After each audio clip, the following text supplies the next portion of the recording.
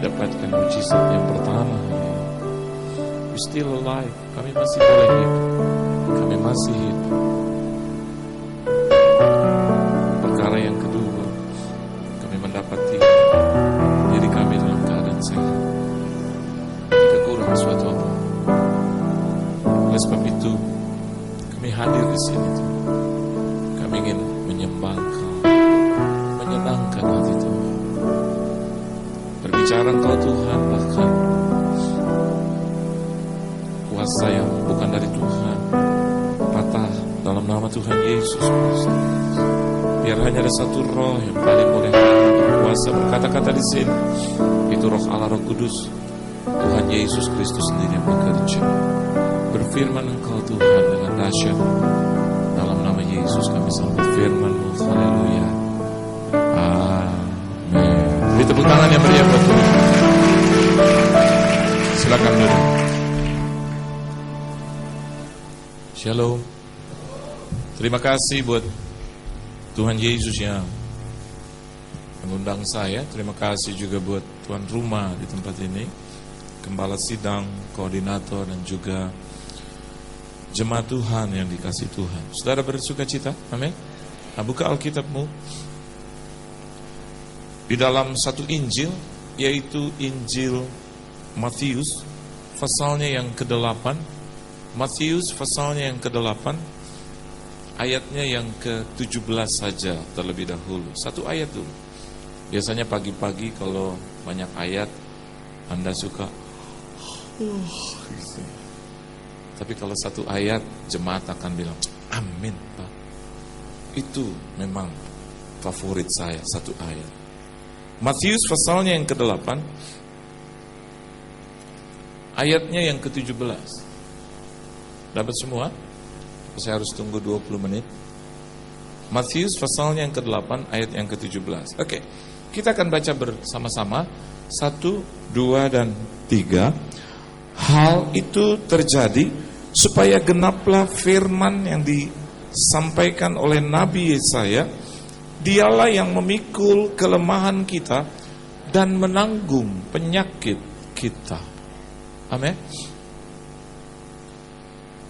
Satu statement dari kebenaran firman Tuhan pagi hari ini juga melanda saya dan Anda di ruangan ini. Khotbah ini telah memberkati puluhan ribu orang dan hari ini GBI Bandung diberkati Tuhan. Perhatikan dengan baik. Ayat yang ke-17 dimulai dengan kata-kata hal itu. Hal itu bicara tentang mujizat itu. Hal itu bicara tentang pertolongan itu. Hal itu bicara tentang keajaiban yang dilakukan oleh Tuhan. Perkara ajaib yang dikerjakan oleh Yesus. Hal itu bicara tentang judul perikop, Yesus menyembuhkan ibu mertua Petrus dan orang-orang lain. Hal itu bicara tentang perubahan. Hal itu bicara tentang jamahan. Hal itu bicara tentang kesembuhan. Hal itu bicara tentang pembayaran hutang. Hal itu bicara tentang kenaikan hidup. Amin. Bukankah saya dan Anda di ruangan ini hidup di atas mujizat Tuhan? Tiap-tiap hari kita hidup di atas mujizat Tuhan. Dengan segala tekanan yang ada, dengan segala masalah, persoalan, problema, kesulitan yang ada. Tapi tetap kita harus akui, ketika saya dan Anda di sini masih bisa hidup, itu berarti kita sedang hidup di atas mujizat Tuhan. Siapa yang bisa menormalkan darah Anda? Siapa yang bisa mengoptimalkan tenaga Anda? Siapa yang bisa membuat metabolisme Anda begitu sempurna? Hanya Tuhan yang bisa kerjakan itu. Dan bahkan firman Tuhan katakan hal itu terjadi, happening. Jangan karena persoalan hidup terus Anda bilang begini, iya mujizat. Ya Pak, mujizat itu 2000 tahun yang lalu. Kalau ada orang yang bersaksi, rekayasa, isapan jempol belaka. Mana bisa Berjalan di atas air lagi, cuman Deddy Kobuser yang bisa. Yesus berjalan di atas air 2000 tahun yang lampau. Banjir aja saya tenggelam. Pembayaran hutang, Pak. Wah, nonsens. Enggak lah. Jadi kenapa engkau beribadah? Iya, hanya cuma menuruti adat istiadat aja. Nanti dibilang dosa, Pak. Sebagai orang Kristen gitu loh. Daripada nggak ada kerjaan di rumah, Pak, ya udahlah di sini kali-kali nyangkut jodoh. Mujizat, Pak, biasa-biasa aja. Kita nggak usah fanatik dalam hal mujizat, biasa aja. Kalau Tuhan mau mengerjakan, syukur. Dia tidak mengerjakan juga, ya nggak apa-apa. No, I'm telling you the truth. Mujizat Tuhan itu bukan rekayasa, tetapi tetap kenyataan di zaman ini. Saya baru pulang dari Singapura. 2 kali saya ke Singapura, membawa ibu saya pergi ke sana untuk berobat. Di ulang tahun dia, teman saya melihat bahwa kakinya itu bengkak. Dan saya sudah lihat itu bengkak, cuma saya tidak berpikir lebih jauh. Akibat apa gitu, diakibatkan apa pembengkakan itu. Dan besok kami pergi ke dokter, saya bilang dengan ibu saya, ayo ke dokter.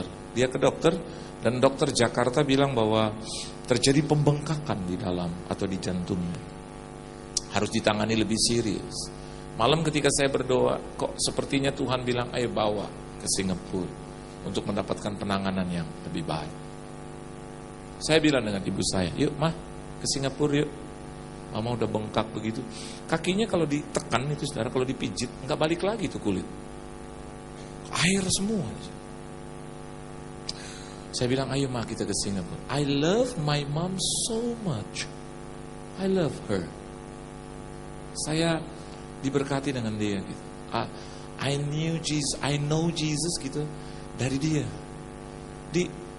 Seringkali kita bilang, oh Yesus betul. Tapi dengar baik, di dunia ini kita butuh juga, kita harus juga lihat contoh hidup, saudara. Setuju enggak? Yang Yesus tuh ada gitu di seseorang, and we can see that, we can see Him. Kita bisa lihat, oh itu Yesus. Oh kesabaran Yesus seperti itu. And I found out, dan saya temukan itu dalam ibu saya.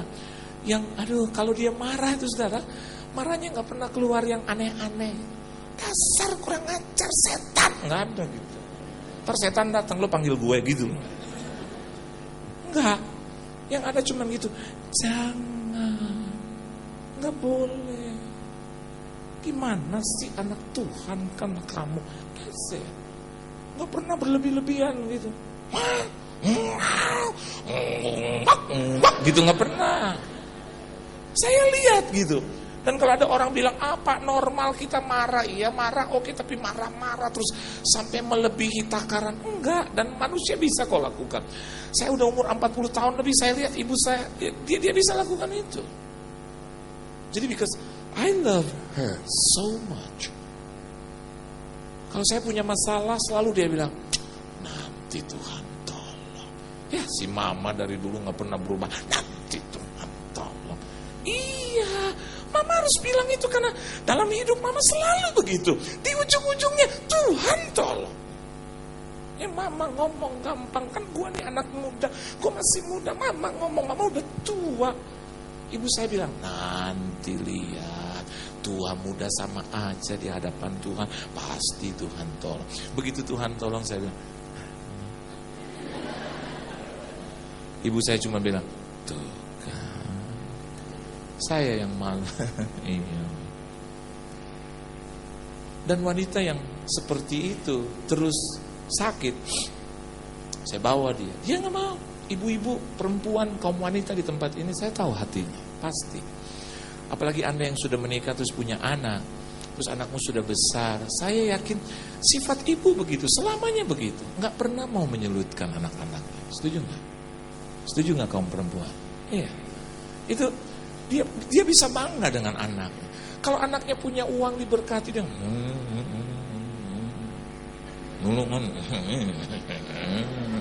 nggak pernah. Yang ada cuma amin. Jadi wajar bagi kita kalau firman Tuhan juga katakan respect your parents. Hormati mereka. Karena mereka tuh dari kecil, dari bahkan seorang ibu bisa mengandung kita 9 bulan itu, saudara. Jadi waktu saya ajak dia, ibu saya bilang, no, gak usah. Usia mama tuh udah 70 tahun. Terus yang kedua, paling juga mama udah masuk dalam usia bonus. Paling juga nanti 2 tahun lagi, 3 tahun lagi, 4, 5 tahun mama meninggal. Udahlah. Dan yang ketiga, Yohan, Singapura itu ratusan juta. Dulu waktu mama kanker 5 tahun yang lalu kau bawa ke Singapura juga ratusan juta. Sekarang kalau penyakit jantung pasti kau bawa lagi ke Singapura ratusan juta. Sedangkan kamu siapa? Bukan konglomerat. Kamu bukan pengusaha, cuma hamba Tuhan. Kamu punya istri, kamu punya 2 anak. Udahlah, hiduplah dengan mereka. Uang yang ratusan juta itu bisa kau pakai buat mereka. Itu hati seorang ibu gitu. Saya bilang, no. Mama dengar baik. Mama itu telah memberkati saya. Saya bisa sampai hari ini, pertama karena Tuhan, dan kedua juga because of you. Because of you. Karena engkau, Ma. Terus dia bilang, jangan. Saya bilang, mama gak tahu ya, saya punya uang, saya diberkati Tuhan. Masa? Iya, banyak, limpah. Nah kalau limpah ya bawa dong mama ke Singapura. Dari tadi juga gue bilang ke Singapura gitu. Waktu saya di belakang, istri saya bilang, kamu ada duit ratusan juta? Nggak ada. Kenapa berani bilang begitu dengan mama? Gak apa-apa. Kan kita punya rumah. Kalau kita nggak bisa biayai mama ke Singapura, di tengah jalan biayanya kurang, jual rumah. Halo. Kok gitu? Saya bilang dengan istri saya, jual rumah. Just do your best and he will take the rest. Halo, amin. Waktu Tuhan bilang kepada Abraham, apakah Tuhan bilang, Abraham. Ini gue bawa peta nih, Bram. Ini tanah yang mana yang kau mau diami? Yang di sebelah sini di gunung nih banyak airnya, tapi yang di bawah agak gersang, Bram. No. Tapi Kejadian 12 katakan begini, to the land that I will show you. I will show you. Jadi Tuhan begini ngobrol dengan Abraham. To the land that I will show you. Abraham nggak bilang begini, tepatnya di mana tuh? Daerah Bandung Selatan, Bandung Utara tuh. No. Jadi firman Tuhan di ayat yang keempat dari Kejadian pasal yang ke-12 katakan, lalu pergilah Abraham seperti yang difirmankan Tuhan kepada. Itu iman, that's faith. Jadi saya bilang dengan istri saya, ayo kita bawa aja, soal uangnya nanti Tuhan yang beracara. Saudara, kembali lagi dia ke rumah hari ini, setelah ditangani oleh dokter, 2 mujizat saya terima. Mujizat yang pertama, dia sembuh total. Yang kedua, biayanya itu $50.000 lebih Singapura. Kali aja 6.200. Anda kalau perkalian angka apalagi uang kan cepet.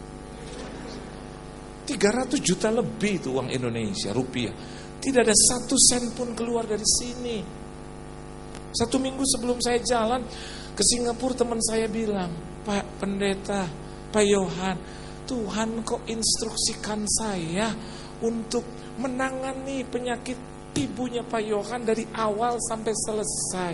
Biaya dokter, biaya perawatan, obat-obatan, tiket hotel, makan di sana, kembali lagi dengan selamat. Kata Tuhan, saya harus tanggung. Saya terus bilang, kalau Tuhan sudah katakan begitu, jangan ditunda-tunda. Beri tepuk tangan itu buat Tuhan. So it means, itu berarti bahwa mujizat Tuhan sampai hari ini tetap bekerja, bos. Amin. Di Bandung bekerja, di Jakarta bekerja. You know why? Karena Allahnya sama. Dan bahkan firman Tuhan katakan hal itu terjadi supaya genaplah firman. Artinya kalau Anda nanti disembuhkan, Anda diangkat tinggi, Anda diberkati, dibayar hutang-hutangmu, bahkan dari rumah kontrak pindah jadi rumah sendiri, terus Anda dipulihkan, dapat jodoh gitulah. Rumah tangga dipulihkan, jangan terus bilang, oh kan aku cantik sih. Gua ganteng sih gitu loh. Oh karena tetanggaku, oh karena saudaraku aja, oh karena sahabatku seorang jenderal. Jenderal pensiun tapi Tuhan tidak pernah pensiun. Jangan pernah katakan itu memang manusia baik, tetapi mereka baik semata-mata karena Tuhan yang baik yang menggerakkan hati mereka sehingga mereka jadi baik. Jangan tinggikan manusia melebihi meninggikan Tuhan. Karena apa? Karena segala sesuatu, kalau something happen yang good, yang baik buat engkau, itu semata-mata karena hanya kegenapan janji Tuhan. Kalau Tuhan sudah berjanji, dia pasti menepati. Pasti. Waktu usia saya 16 tahun, bahkan pada usia saya 20-an tahun, di kebaktian seperti ini, ada seorang hamba Tuhan itu dari Amerika, namanya Floyd, ya. Dia baru 25 menit, dia baru khotbah. Nah itu yang membedakan hamba Tuhan lokal dan interlokal. Kalau hamba lokal terus aja gitu dia ngomong, tapi yang interlokal gitu loh ya, dia 5 menit baru buka firman, tiba-tiba dia begini, The Lord is speaking to me. Wah, jemaat, kita kan begitu, jemaat Indonesia suka rada norak gitu. Terus kepedesan sendiri. Terus dia bilang begini, oh, there is a guy, there is a man here, a young man, a young people will be used by the Lord in the future. Dia ngomong itu. Saya tuh pakai jeans, pakai kaos yang ketat, terus robek-robek kiri kanan, masih muda, terus saya nggak pakai kaos kaki. Saya liatin dia tuh di tengah saya duduk, tapi di aisle saya duduk. Saya liatin dia. Siapa maksud lo? Maksud lo gitu ya, siapa? Terus dia bilang, tiba-tiba dia lagi liatin semua, terus you, the man over there. Nah itu kan banyak laki di situ kan, ya. Saudara tahu, dia bilang, stand up please. Yang berdiri 25 orang laki semua. Terus dia bilang, not all, enggak semua. Kemudian dia bilang, sit. No. Terus dia bilang, one of you. Terus dia bilang, the man in jeans, dengan celana jeans. Berdiri lagi kita, karena anak muda kan rata-rata pakai jeans. Me gitu. Terus dia bilang, no, just one. Terus dia bilang, the man with the black t-shirt. Saya pakai kaos hitam. Saudara tahu, nah itu kan udah spesifik. Dia bilang black t-shirt di depan saya. Itu anak muda pakai kuning berdiri. Nih. Kalau saya jadi pendeta, saya bilang buta warna, duduk. Gua udah bilang hitam gitu loh ya. Terus dia bilang, no, behind you. Saya masih makan permen karet. Yes, you. Terus saya gitu. Yes. Saya masih ngomong, you. Saya takut, saudara. Saya takut gini, dosa gue dibacain gitu loh. Saya bilang, terus dia, come. Lord is speaking, come. Saya, mati dah gue ada gitu ya. Terus saya tahu itu permen karet di bangku. Terus saya jalan, saudara. Sambil ke depan saya bilang, kalau sampai lo bacain dosa gue lari, udah gue nggak usah. Kalau dia bilang kan biasa begitu gitu nih, bertobat kau gitu. Saya pulang deh, saya akan bilang kau juga parah, saya akan bilang begitu. Waktu saya di depan, wah dia bilang mereka suruh berdiri, oh come, pray for him. Terus tiba-tiba saya berdiri, terus dia bilang down on your knee. Tiba-tiba saya bisa menjatuhkan diri begitu, plak, nangis. Oh Lord. Tapi hati kecil, tapi tetap biarpun aku dalam posisi nangis, dia gak boleh bacakan dosa. Verlegen, gitu kan? Malu Tuhan, malu. Tiba-tiba memang Tuhan itu tidak pernah mempermalukan, setuju? Waktu saya duduk, tiba-tiba dia peluk saya, dia bisikan kata, itu yang membedakan lokal dan interlokal. Biasanya kau tuh yang lokal itu, bertobatlah kau di dalam nama Tuhan Yesus Kristus, kau kuasa segala roh jahat iblis. Yang jatuh, aduh, dalam namanya diangkat lagi, dijatuhin dalam nama Yesus. Disengkat lagi di dalam nama Yesus. Akhirnya kita terkapar di bawah gitu. Bukan karena Roh Kudus capek gitu loh. Anda nonton itu? License to Wed, ya. Kalau Anda nonton itu ada petikan di situ, ya. Dia lagi berdoa, itu Robin Williams, nonton aja satu saat, ya. Dan waktu saya dipeluk dan dia bilang begini, you will be used by the Lord in the future. You will go to many countries, and then all men, most of them gitu, healed through you. Aduh, saya nangis. Waktu saya pulang saya, yes, aduh, aku akan dipakai Tuhan. Tunggu setahun, 2 tahun, 3 tahun, belum terjadi apa-apa. Saudara saya bilang, mana dipakai? Belum, tenang. Yang dijanjikan aku, lihat, dan hari ini fulfilled, digenapi Tuhan. Dan saya bisa berpikir, thank you Lord. Apa yang saya dengar puluhan tahun yang lalu digenapi, bukan karena sahabatku yang hebat, bukan karena temanku yang hebat, bukan karena akunya yang hebat, tapi semata-mata karena penggenapan janji Tuhan.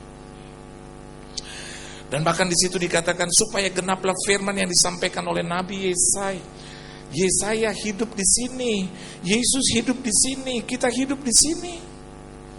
Jauh sebelum Yesus physically hidup di muka bumi, Yesaya sudah berani bernubuat bahwa nanti satu saat akan datang satu pribadi. Dan akhirnya itu digenapi, sudah. Dan kita hidup setelah atau pasca Yesus hidup. Yesaya hidup sebelum Yesus hidup, belum lihat, dia berani berkata-kata. Sekarang kita hidup setelah kenyataan itu. Boleh nggak kalau saya berkata kepada Anda bahwa saya dan Anda di sini adalah generasi yang beruntung diberkati double? Karena kita hidup setelah Yesus hidup, setelah janji Tuhan itu genap di dalam Kristus Yesus. Dan apa yang disampaikan oleh Nabi Yesaya yang disampaikan adalah Dialah yang memikul kelemahan kita dan menanggung penyakit kita. Siapa di sini yang tidak punya kelemahan dan kekurangan? Siapa di sini yang tidak penyakitan? Semuanya penyakitan, punya kekurangan dan kelemahan. Betul. Kalau kau tidak punya penyakit jasmani, jangan-jangan jiwani yang kau sakit. Jiwa nggak sakit, jangan-jangan rohanimu yang sakit. Dengar firman itu tidur, rohani sakit.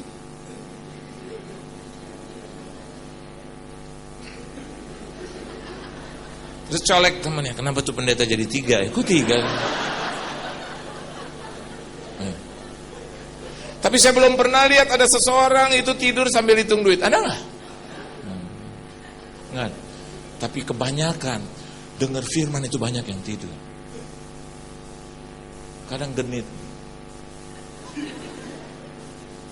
Nggak usah tidur di ibadah, saudara. Karena satu saat engkau juga akan tidur selamanya.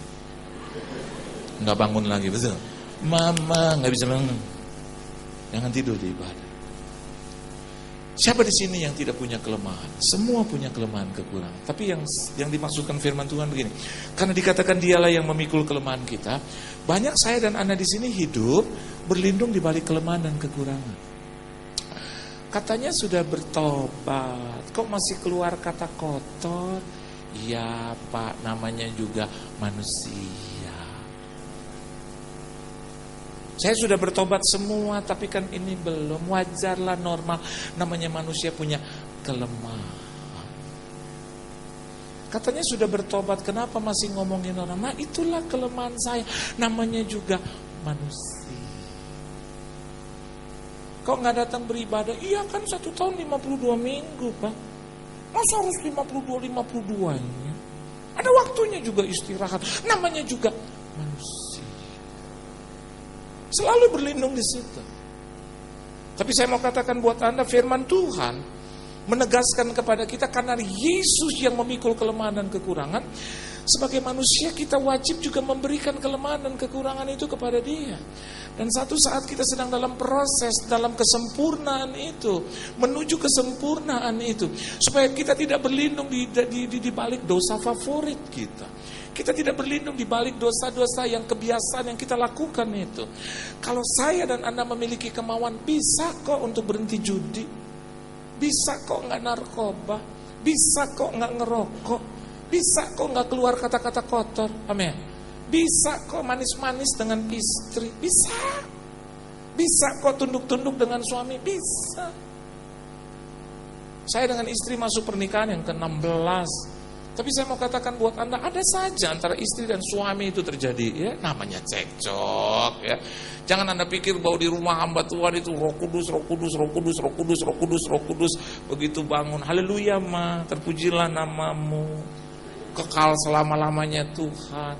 Mau makan ma, ada apa ma, nasi uduk sampai apa? Oh puji Tuhan, haleluya. Enggak lah, ada juga mama, ada juga papa, ada juga yang gitu. Jangan dong gitu, ada. Nggak mungkin ketemu mau tidur, ma terpujilah nama Tuhan, haleluya. Glory. Enggak. Ada juga roh kuda sekali-sekali, ada. Ada yang nggak suka marah gitu. Tapi jangan lama-lama. Amin. Sampai hari ini ada istriku, ini ada 2 anakku. Kalau kami ribut, saya orang yang pertama yang datang ke dia. Saya sampai detik ini. Ma, udah. Dan dia namanya kan wanita sama, merajuk.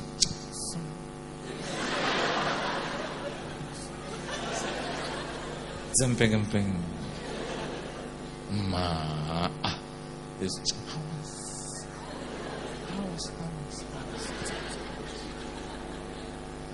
Tapi pegang pinggang 5 menit juga gak bergerak. Ya pertama masih goyang kan, masih. Sebagai seorang pria jangan lepaskan itu, bonceng aja kau terus. Jangan lepaskan, ya. Allah harapan dalam hidupku. Menit yang kelima udah nggak tahan, papa sih. Amin. Dengarkan baik. Katanya kita keras, enggak. Oh saya ini orang Batak pak, saya ini Manado, saya Ambon. Bumi aja saya injak pak. Saya ini biasa keras. Setelah di dalam Tuhan berubah jadi lemah lembut. Tuhan gak suruh kita lemah gemulai, lemah lembut. Amin Ustaz. Gak boleh juga pria mama. Tapi Tuhan suruh kita kekerasan demi kekerasan itu dihilangkan. Dan sekarang yang ada hanya karakter Kristus. Nah saya masuk dalam inti khotbah saya. Firman Tuhan hari ini bertema janji yang digenapi. Mungkin dalam hidup Anda bilang, iya Pak, ya saya jadi orang Kristen, tapi kenapa ya supaya genaplah firman yang disampaikan oleh hamba Tuhan tuh nggak genap, nggak maksimal dalam hidupku. Nah ini yang harus kita perhatikan, pelajari, bahkan kita lakukan bersama. Lihat Lukas pasalnya yang keempat. Lukas pasalnya yang keempat, ayatnya yang ke-38. Nah, satu cerita yang sama, kejadian yang sama, peristiwa yang sama, judul perikop yang sama. Tetapi saya suka kupas dari Lukas pasalnya yang keempat, ayatnya yang ke-38. Yuk kita baca sama-sama. 1, 2, dan 3. Kemudian ia meninggalkan rumah ibadat itu dan pergi ke rumah Simon. Apa yang saudara bisa dapatkan dari ayat itu? Dari kalimat itu? Yang saya dapatkan begini, betapa teraturnya, seimbangnya hidup Yesus. Ada waktunya dia di rumah ibadat, ada waktunya juga dia di rumah Simon Petrus. Betul nggak? Ada waktunya dia bersama dengan ibunya di perkawinan di Kana, tapi ada waktunya juga dia tergantung sendirian di kayu salib. Ada waktunya juga dia bercengkerama makan malam dengan murid-muridnya, tapi ada waktunya juga dia sendirian di Taman Getsemani. Amin. Nah, bicara tentang janji yang digenapi, firman yang digenapi, juga ada waktu. Setuju sudah? Ada waktu. Jangan paksa-paksa Tuhan. No Tuhan, tahun ini juga aku harus menikah dalam nangis. Sekarang nggak bisa nggak? Tuhan bilang sama siapa? Itu Johnny tuh. Tengking Johnny lewat di tengking dalam. Johnny makan dalam. Akhirnya saudara, Anda bisa kecewa. Ternyata nggak sesuai dengan waktu Tuhan. Setelah lewat 1 tahun, ternyata Anda juga belum mendapatkan itu. Anda kecewa, sakit hati, keluar dari gereja, tidak melayani Tuhan. Tuhan bilang kepada saya bahwa tahun ini saya menikah, tapi ternyata menyakitkan. Nggak dapat juga, mana itu Tuhan. Saya dulu begitu, yang tadi saya cerita. Bertahun-tahun, tahun pertama, tahun kedua, tahun ketiga, tahun keempat, tahun kelima, kok nggak dapat pemakaian itu. Mana pergi? Perginya cuma Cawang Bekasi, Cawang Bekasi. Mana Tuhan katanya ke mancanegara? Mana Tuhan katanya dipakai menyembuhkan orang? Mana berkhotbah di tempat-tempat yang luar biasa? Mana? Suatu saat saya dapat pelayanan. Iya, cuma berempat. Jemaatnya 4. 2 tidur. 1 jalan-jalan, saudara. Kadang-kadang periksa AC, makan di luar, masuk lagi. Tinggal 1 yang liatin saya. Tadi saya mau bilang, kita aja berdua deh. Kita ngobrol aja di warung, kita berdua. Yang 3 tinggalin aja. Saya pulang ke rumah ibu saya bilang, mana ma Tuhan? Tuhan bilang banyak. Tuhan bilang akan diberkati limpah-limpah, kekayaan bangsa-bangsa katanya akan datang kepadaku. Mana? Kontrak 25 tahun, kontrak rumah sendiri gitu. Nggak pernah bisa punya rumah, saudara. Kontrak 25 tahun. Saya bilang, mana tuh? Anak-anak muda di tempat ini, pengusaha-pengusaha di tempat ini, dengar baik. Satu kali Tuhan berjanji kepadamu, satu saat Dia akan menepati itu janji. But not according to your timetable, but according to His.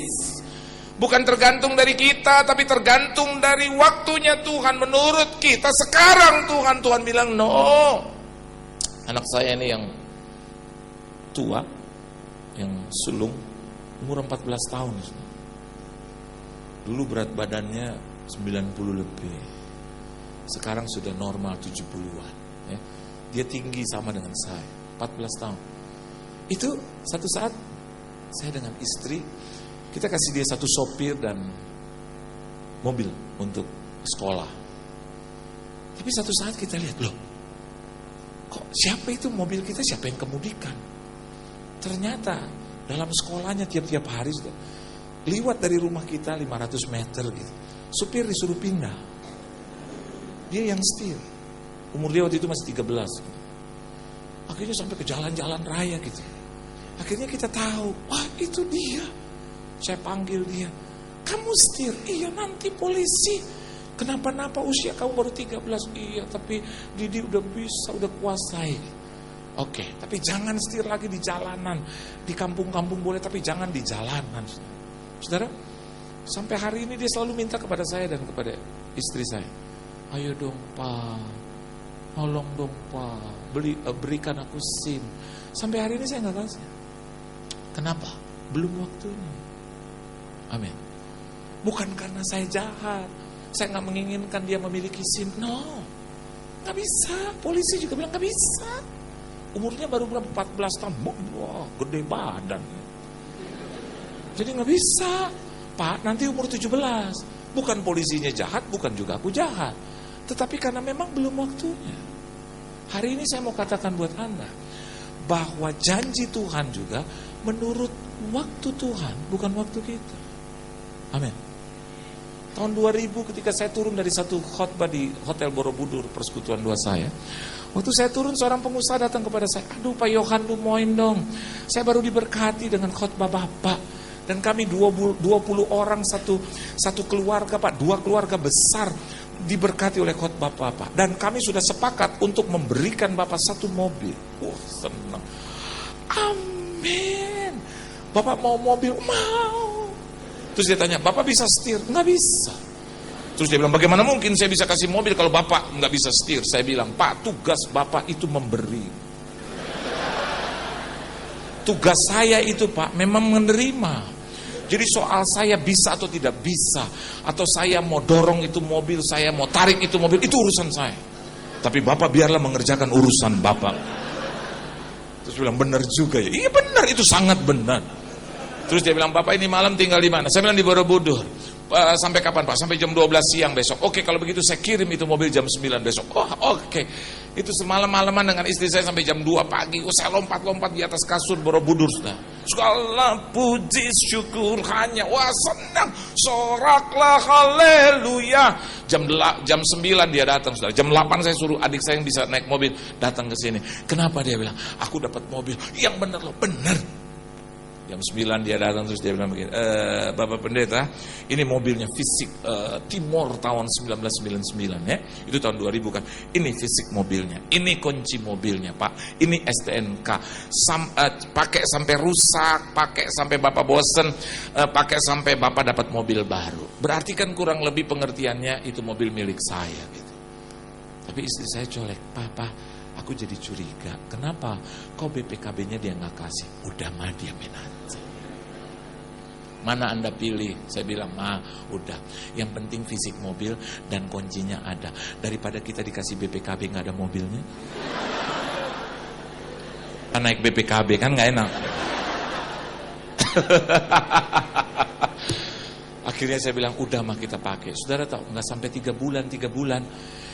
Itu wakilnya telepon saya lagi, Pak Pendeta, karena satu dan lain hal, bos saya menginstruksikan saya untuk mengambil dengan sangat menyesal karena perusahaan kami sedang turun bla bla bla bla bla bla bla bla, maka mobil akan ditarik kembali. Tapi Pak dikasih waktu 1 bulan. Saya bilang gak usah 1 bulan. Hari ini saya kembalikan. 10 menit saya telepon you balik. Dia bilang gak apa-apa Pak 1 bulan. Enggak. Hari ini sama aja. Sakit hatinya sama. Malah lebih sakit hati gitu kalau bulan depan dihatiin tuh mobil mau diangkut gitu. Saya telepon istri saya, Ma ada di mana Mama? Dia bilang ada di sini Pak. Kenapa? Ma kembalikan, kebetulan deket jalannya. Hanya mungkin ada 2 kilo. Ma kembalikan. Kenapa? Itu mobil harus dikembalikan karena dia udah minta lagi. Saudara tahu apa yang dia bilang? Istri saya nih gagah perkasa. Oh berani. Dia itu satu level dengan Gatot Kaca, Sri Kandi. Istri saya ini berani. Siapa aja dia berani. Dia bisa tembus kemana aja sudah. Mau ke siapa dia tembus. Dan dia bilang begini, Papa tuh jadi suami, jadi hamba Tuhan. Jangan Pak sengki. Nggak enak hati, jangan Pak. Dia kan pernah bilang bahwa sampai rusak, sampai dapat ganti, sampai dapat mobil baru dan sampai bosan. Itu 3 perkara kita belum ada Pak. Kita belum rusak, kita belum bosan, belum dapat mobil ganti. Nanti Mama yang ngomong, biarin Mama yang telepon, biarin mana Pak, biar. Ma jangan, nggak usah. Begini, ada tertulisnya kan Tuhan katakan, kalau ada orang yang menginginkan bajumu, kasih dia juga jubah. Kalau dia ingin berjalan 1 mil, jalan dengan dia 2 mil. Udah lama, 10 menit saya telepon lagi. Tuh, nanti dikembalikan oleh istri saya. Dia kaget, Ustaz. Aduh Pak Pendeta, bukan hari ini, sebenarnya nggak apa-apa. Dan dia pulang dengan 2 anak saya. Mungkin satu peristiwa yang paling lucu dalam hidup istri saya hari itu. Dia pergi naik mobil, pulang naik bajai. Ambil nangis. Saya bilang, kesian deh lo mah gitu. Saudara, tahun depan Tuhan kasih saya taruna, walaupun belum kolonel, taruna. Mobil baru, Grass, brand new one. Saya pakai itu 5 tahun. Dan tahun 2007 hari ini Tuhan kasih saya 3 mobil baru. Nangis saya duduk di bawah kaki Tuhan. Tuhan, kenapa 3 mobil ini, kenapa kau tidak berikan tahun 99 atau tahun 2000? Tuhan bilang begini buat saya, belum waktunya. Karena kalau aku berikan tahun 99, jalanmu beda. Seperti ada 2 bisul di ketiak.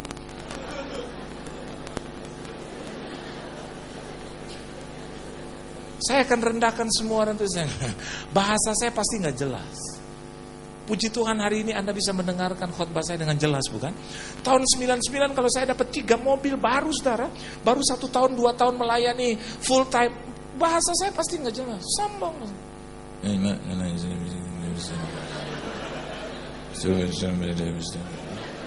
Dan Anda juga nanggapnya juga dengan nggak jelas. Oke, Mas. Kenapa Indonesia sampai hari ini masih masuk dalam krisis? Karena atas ngomong nggak jelas, bawah nangkep nggak jelas. Yang atas ngomong, tolong ya dengan oke? Bawah bilang, oke, hari ini janji yang digenapi ada waktunya. Penyakitmu disembuhkan ada waktunya. Engkau diangkat Tuhan ada waktunya. Bahkan utang-utangmu dibayar, ada waktunya. Dan kalau Anda tanya bagaimana ingin merealisasikan janji Tuhan itu menurut waktu Tuhan, sederhana, nantikan waktu Tuhan. Dan tambahkan satu kata sifat, yaitu sabar. Belum diangkat, suami belum bertobat. Haleluya. Jangan suami ditengking-tengking. Lagi tidur ditengking dalam. Bulu dadanya dicabut-cabut. Ada waktunya dia bertobat. Mama saya tunggu 30 tahun lebih untuk melihat suaminya bertobat. 3 tahun sebelum dia meninggal. 3 bulan bahkan sebelum sungguh-sungguh dia 3 tahun dia stroke. 3 bulan sebelum dia meninggal dia bukan terima Yesus, tapi hidupnya berubah. Dia panggil kita semua, dia bilang begini, satu saat kalau Papa dipanggil Tuhan terlebih dahulu, Papa akan bersaksi bahwa yang membuat Papa seperti ini Kristus di dalam ibumu. Dan Papa juga mempunyai 7 anak yang mengasihi Papa. Ada waktunya. Papa saya tuh dulu,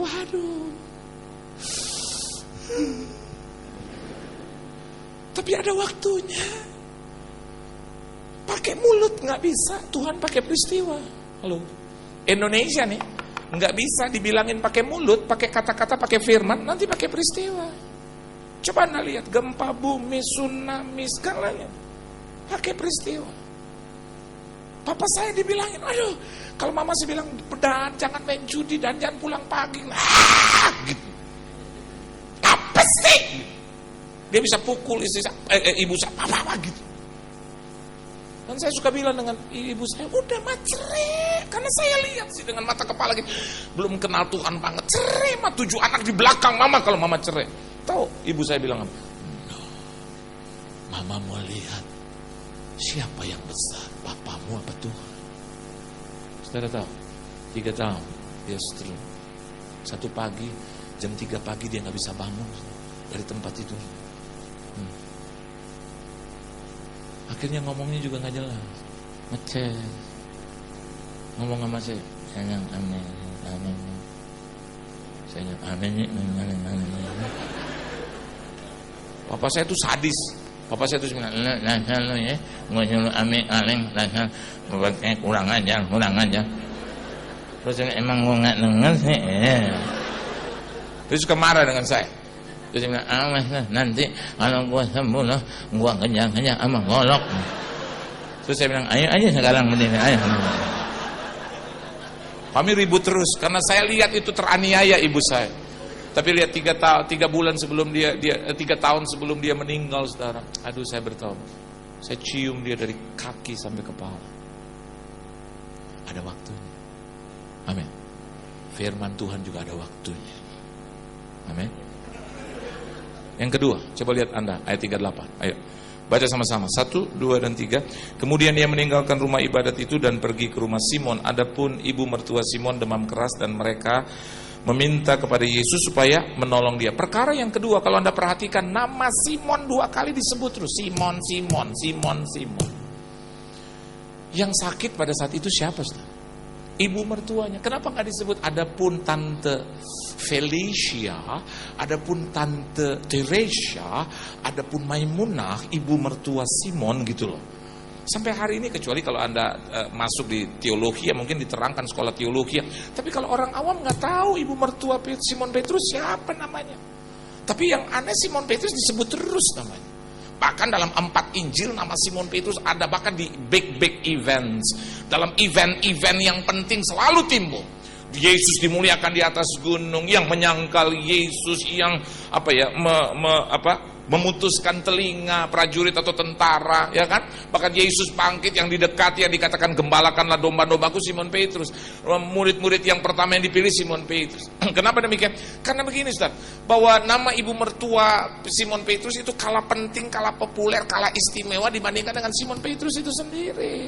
Karena Simon Petrus dipilih, ditunjuk, ditentukan, dijadikan, dipanggil Tuhan. Bukankah saya dan Anda di ruangan ini statusnya sama dengan Simon Petrus? Dipilih, ditentukan, ditentukan, dijadikan, dipanggil oleh Tuhan. Kita adalah umat-umat istimewanya. Jadi perkara tentang janji yang digenapi berkenaan, berhubungan bukan hanya dengan waktunya Tuhan, tetapi yang kedua berkenaan juga dengan umat-umat pilihan. Ini. Waktu saya pergi ke Surabaya beberapa bulan yang lalu, waktu lalu, saya tuh tinggal 5 menit karena macet total. Jakarta ini sekarang macet, sangat macet.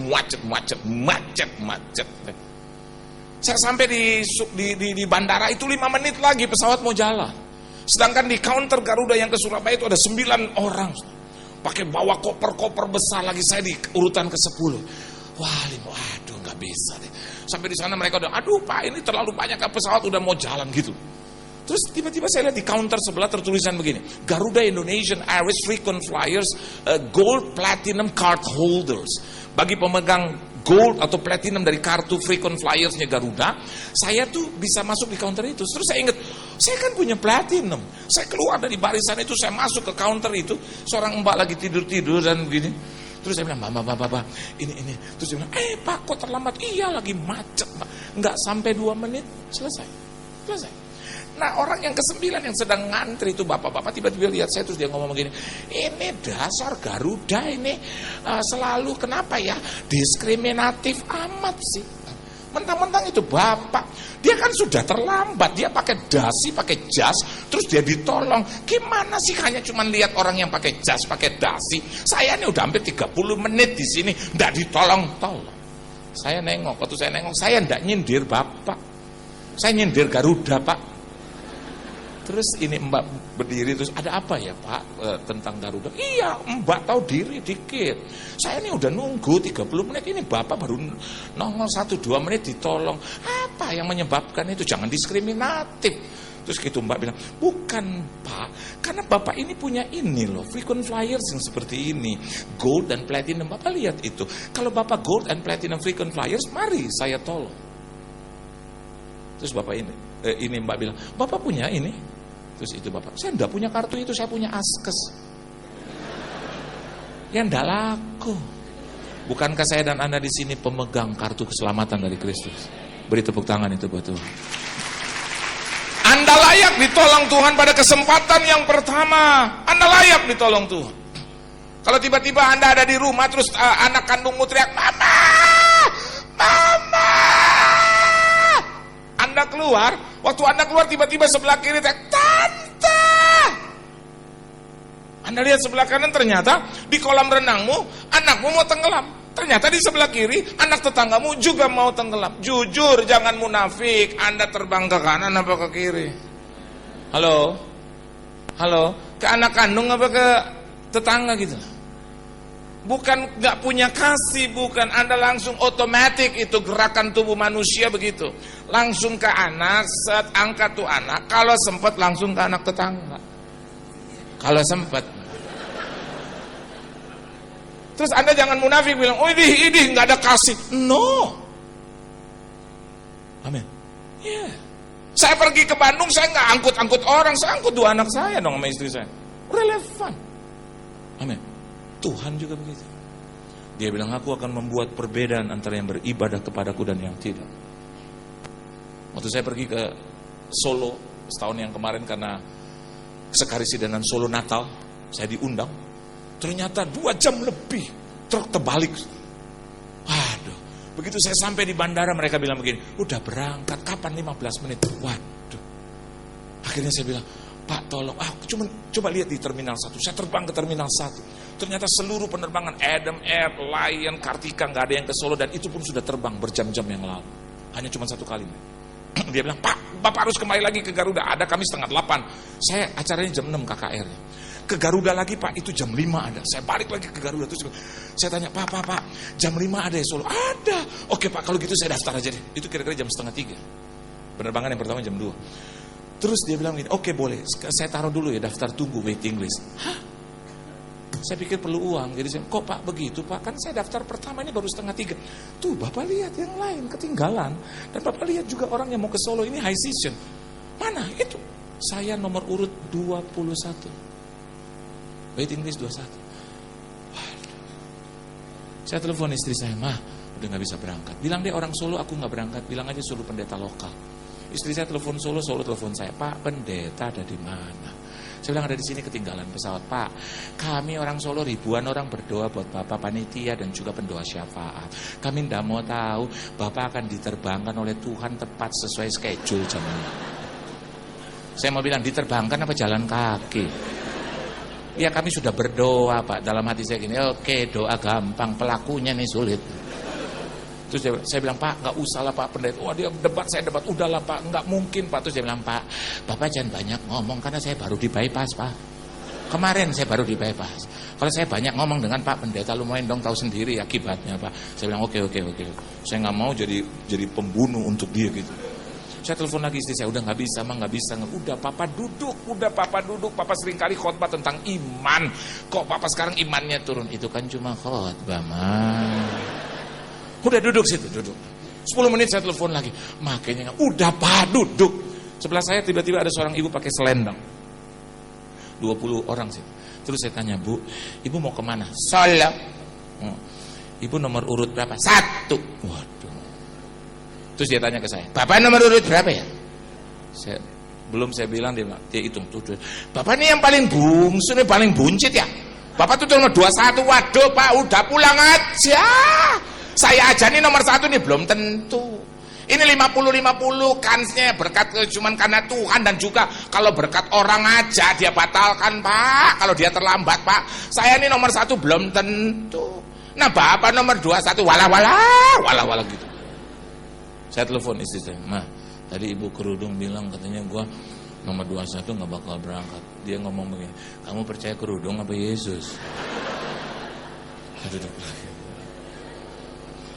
Aduh, saudara tahu? 5 menit kemudian duty manager Garuda lewat di bandara. Dulu lihat saya, terus dia bilang, Pak Pendeta. Terus saya bilang, ya. Terus Pak Yohan Lumoina, wah dia kenal sama saya. Saya kasih dia senyuman terbaik di dunia.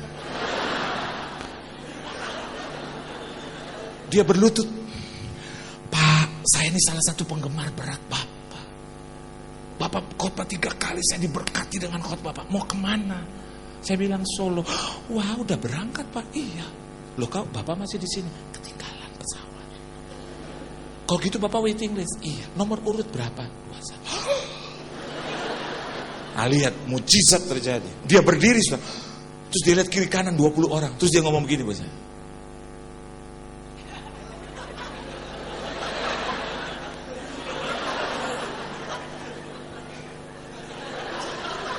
Saya nggak mungkin terjemahkan homo nih, nggak mungkin. Saya liatin dia bingung ya. Hah? Lo ngomong apa, maksud lo apa nih?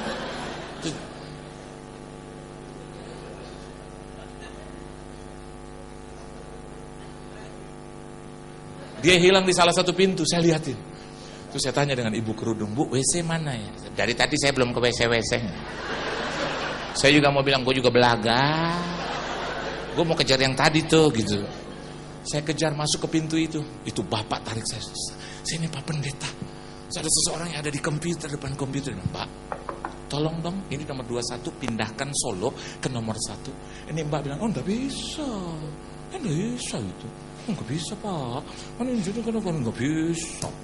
Terus ini bapak bilang, bisa. Enggak ada di muka bumi ini yang enggak bisa. Karena dia sedang mengemban tugas akhirat. Ini Mbak, hubungannya sama saya apa? Kalau Mbak nggak berangkatkan dia, maka Mbak berhadapan dengan Allah Subhanahu wa Ta'ala. Terus Mbak ini, kok jadi gitu? Saya diperhadapkan dengan Allah. Saya lihat, wah dia dipakai Tuhan nih. Saudara tahu, kalau berurusan dengan Allah, saya mana berani. Ya udah pindahin aja nomor 1, pindah. Terus dia bilang, Bapak kembali lagi di sana 15 menit dipanggil. Nanti kalau ada orang yang ngantri, Bapak jangan ikut. Saya kembali lagi duduk di situ. 15 menit, Solo pada berebutan, ibu kerudung nomor 1. Saya duduk, tiba-tiba bapak itu keluar, Pak Yohan. Saya masuk, dia bilang, Pak ini Bapak refund 25% nanti bulan depan. Ini Bapak, Pak ternyata bisnis kelas boleh ya Pak. Saya bilang begini, saya bilang dengan dia, Pak jangan bisnis, di pesawat, di sayap juga saya mau. Naik parasit juga mau, asal nyampe aja gitu. Terus dia bilang, ini Pak bayar 1 juta lebih. Begitu selesai, ternyata seat yang tersedia hanya berapa? 1. Business class. Saya ganti baju di WC, sudah selesai. Waktu saya mau ke pesawat, saya ingat itu ibu. Saya mau balik lagi, saya mau bilang, enggak berangkat. Nangin. Beri tepuk tangan itu betul. Kenapa berangkat? Jawabannya sederhana, bukan aku hebat, bukan duty manager Garuda yang hebat. Tuhannya hebat, umat pilihan Tuhan gitu loh. Anda juga umat pilihan Tuhan. Tidak akan pernah dibiarkan engkau jatuh. Dia akan menopang engkau dengan luar biasa. Nah, 1 menit yang terakhir, lihat ayat 39. Saya kan bertahun-tahun gak di sini. Ya. Oke, lihat ayat 39. Baca cepat. 1, 2, dan 3.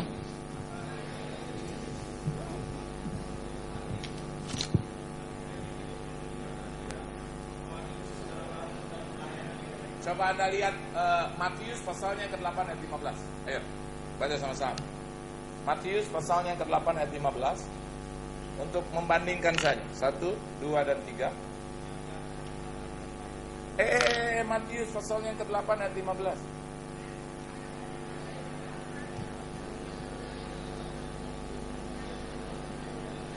Kenapa kalau nggak dikontrol jadi begitu? Lihat, Lukas bilang maka berdirilah Yesus terus menghardik, betul. Sedangkan di Matius bilang Yesus hanya memegang. Nah, seringkali kita sebagai Kristen awam kita bilang begini, kok ada perbandingan, kok ada perbedaannya? Harusnya kan sama gitu loh. Harusnya kan dipegangnya dipegang. Lukas bilang pegang, Matius harus bilang pegang. Tapi saya mau katakan buat Anda, jangan lihat itunya, jangan lihat perbedaannya. Seringkali kan kita melihat golongan bedanya. Lo apa sih GPIB? Lo apa sih GBI ya? Lo apa sih itu ya GPDI? Apa sih PDI ya? P3 lo ya. Terus tanya suku apa sih? Ambon ya, Batak ya, Jawa ya, Sunda ya, Chinese ya, pribumi. Jangan lihat perbedaannya. Matius ngomong sebenarnya dia lihat dari sisi dia, sudah. Dia lihat pada saat itu Yesus berdiri terus hardik. Sedangkan Lukas lihat hanya dipegang. Coba lihat kamera di depan saya. Dia hanya mampu bisa melihat depan saya saja. Sedangkan belakang dia nggak mampu. Harus ditempatkan apa? Kamera yang lain. Amin, saudara. Dua sisi dari sudut pandang perspektif yang berbeda, tetapi tetap bermuara satu. Apa? Entoh akhirnya perempuan itu sembuh. Amin. Oh, saya tahu tentang janji yang digenapi. Yang ketiga, ini bicara bukan cara kita, tapi cara Tuhan. Halo. Ya. Anda jangan datang ke gereja, ke KKR tuh hanya semata-mata pendetanya gitu loh. Wah, Benihin. Wah, kalau Benihin jutaan yang datang. Haleluya. Kita ngikut, saudara. Haleluya. Sampai Tuhan jadi ketakutan di atas. Kita pakai cara kita. Dulu waktu saya umur 16-17 tahun, ada seorang pemuda yang terlambat datang, di sebelah saya langsung.